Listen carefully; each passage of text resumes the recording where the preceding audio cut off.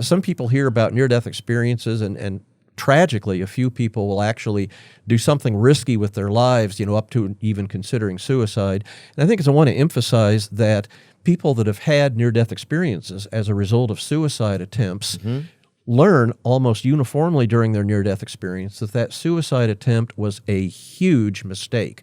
Virtually everyone that has a near-death experience as a result of an effort at suicide and then recovers will almost never attempt suicide again. And why? Because they understand life is meaningful. Life is important. They're here for a reason, even if their life is extraordinarily difficult. And by the way, if you commit suicide and don't have a near-death experience, you're much more likely, unfortunately, to attempt suicide again at some future time. Wow, really? Yeah. Well, also, if you're listening, you didn't commit suicide. That's a good point. No judgment to anybody that gave it a run or whatever. We're glad you're no good at it. Okay, that's good. But yeah, you didn't do it. This is pretty heavy here, Theo. But you don't have a lot of talks where things get this deep. No, and it's nice though. I want to have more talks like this, and I think even us just talking about some of these things, like I want to have more talks about like greed and why do we live in this space? Because I think some of the sickness that we feel as humans these days. That there's a lot of emotional unwellness and mental unwellness. And I think a lot of it is just because of we realize or we feel, and we can't even maybe put words to it sometimes, that we're sick of something we've created, a way of being, a way of treating each other. Yeah. And even some of us are at fault. We're all part of it. But we're sick of it. I think it's making us sick, but we are all stuck in it kind of, and we've never been able to see it before, but I think we're starting to be able to see it a little bit. Does that make any sense to you, or am I crazy? No, absolutely. I like what you're saying. I think there's sort of that sickness innate in humanity. I mean, here we are, self-focused, focused away from other people, focused on our own interests and our own concerns, our own wealth, our own everything. I mean, it's literally you're getting down to values. There's a sickness in the expression of values all around the world today, and that's a sad thing. Globally you could call it unloving, and yet here in near-death experiences is that consistent message pointing to that's not the way. That's not how life is to be lived. You need to think about your neighbor. You need to think about other people. You need to reach out compassionately. I mean, it's literally a profound message of hope for all of humanity. And in fact, these profound, deep messages in the near-death experience are, in my opinion, the most profoundly positive message even conceivable for all of humanity. Wow. It's crazy that we have to almost die to get a message of how to live, that we have to go, we have all this life in front of us, every moment in front of our eyes, and you have to go that close to the, to that white vulture of the Lord, death, and go over there and feed him birdseed out of your dang hand to just and get a little bit of information from him. And yet I think we need to, if we do understand that that's the big picture, that that's really a part of our real, eternal, and infinite existence, and that we're all here to learn lessons to move closer to that greater reality that we have, that unity, that love, that compassion. I mean, I think that sets really a pathway that we can all think about each day of our daily lives and maybe move one step closer to being our true selves, which is what we're going to be in the afterlife. So then why does this happen? Why are we on this leg of life, do you think? You able to grasp, does anybody get that sort of information, or it doesn't really go there? It's just more of this, okay, now there's the opportunity when you die to get and be embraced into this everlasting, warm, love, all-knowing place. But do they get any intel on why we're in this realm now? Yes. I asked a specific survey question if during their near-death experience they got any specific information about the meaning and purpose of life. So, Theo, I've had hundreds and hundreds of people give that narrative response in direct answer to that question. And what is fascinating is that our earthly life, first of all, very important. What we learn here, lessons about love, relationships, what we experience is important, but way more important than we could have possibly known. It seems to ripple through an eternity and through the lives, souls of many, many other people. So That was fascinating for me to understand that as I kept getting these narrative responses. So there is value to what we learn here. That's what you're saying? Yeah, oh, absolutely. There is Okay. value, and it seems to be extremely important. And here's another concept which a lot of people wouldn't think of, and that is, all we know here is our earthly life. I mean, this just seems to sometimes drag on forever. Yeah. But our real consciousness, our real beings, is that which is eternal and infinite. This physical earthly life that we're living seems to be the tiniest slice of our eternal existence. This is literally the one time during our eternal existence when we can know non-eternity, non-infinity, limitations. Ooh, what an interesting way to think about so it. that is literally, as opposed to trying to be told or learn from other people's experience, there is no other way for us to learn all that we do in the physical, earthly realm of life other than to experience it as a tiniest slice of our infinite existence.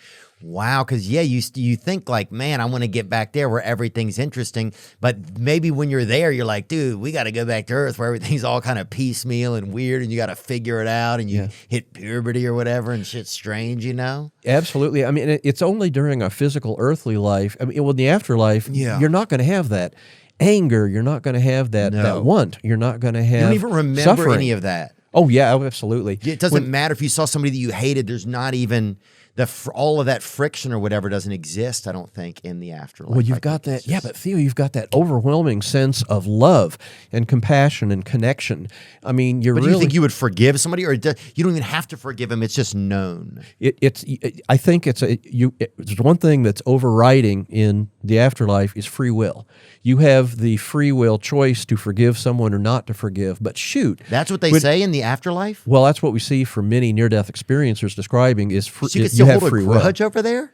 You would have, I think, if out of free will, you would have the ability to hold a grudge, and yet I don't even know that I've seen any near-death experiencers describe that. In other words, this is completely off the scale in terms of love, peace, that sense of connection, that sense that on our earthly life, even if we made mistakes, and geez, we all did. Oh, yeah. I know I did. Oh, I know that those referees who didn't call that pass interference about 6 years ago when Drew Brees was in the playoffs. Well, I know that they did. There you go. Talk about mistakes. I'm going to take that one to the afterlife, honestly.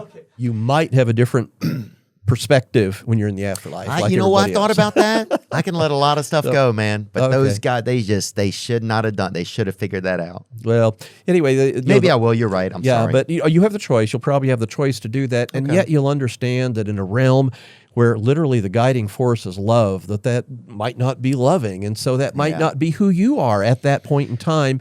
And I think You're right.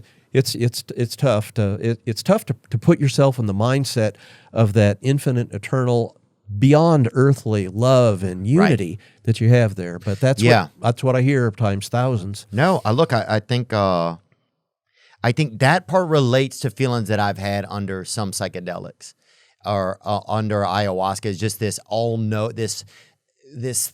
I can't remember if it's ayahuasca or DMT, whichever. It was something. I haven't done them in a long time, but where it felt like, yes, all this silly stuff of the world, this earthly world, didn't matter. Okay. But then there must be some long-term thing to it. But like you're saying, it does matter to be here and exist and go through this. My friend Megan Sheehy, she's like a therapist in Oregon, and she's really a really neat thinker and a deep thinker. And she would say sometimes that some souls that you come across, and some of our souls, and maybe me and maybe you, are like baby souls. It's like their first time doing the Earth show, Okay.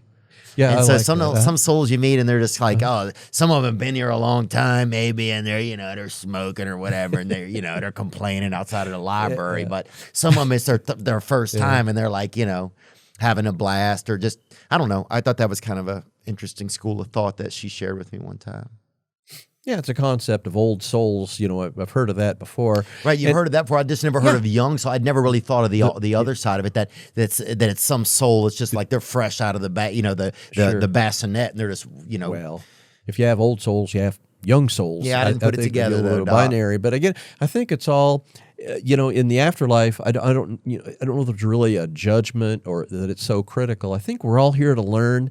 We're all here to share and interact with each other and learn from those relationships and grow from those relationships. I mean, that's going to be a part of the consciousness of who we are, what we are, and literally what we can share with eternal consciousness, on an ongoing basis. Yeah. So it's really that important. It's not just our consciousness, it's what we can do as a group. It's what we can, it's literally, there's a shared consciousness. I love there's that. a shared knowing. And so that's, we talked about briefly earlier about like a ripple effect of consciousness. So what we do in earthly life, the choices we make, the love that we express is actually literally rippling through eternity, far more important Than we realize. than we could possibly know here. Man, I love that. That's such a great thought, man. It's such a great theory too, and it's one that we need to put out there more.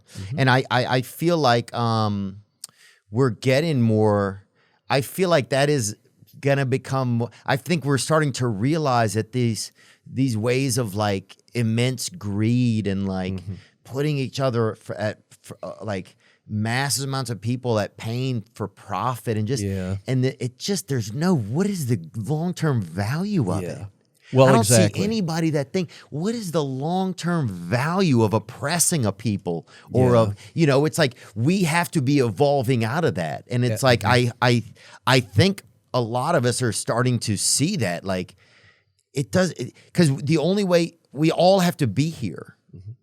And it's like, you have to find a way where it all works out, and some of these archaic ideas of greed and of just I don't know.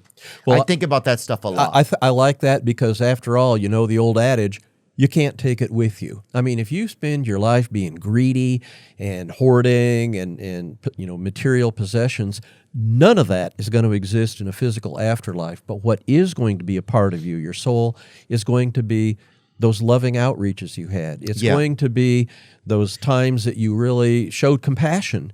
And that is going to be what helps define us, our eternal soul, and will ripple out and be a part of us forever.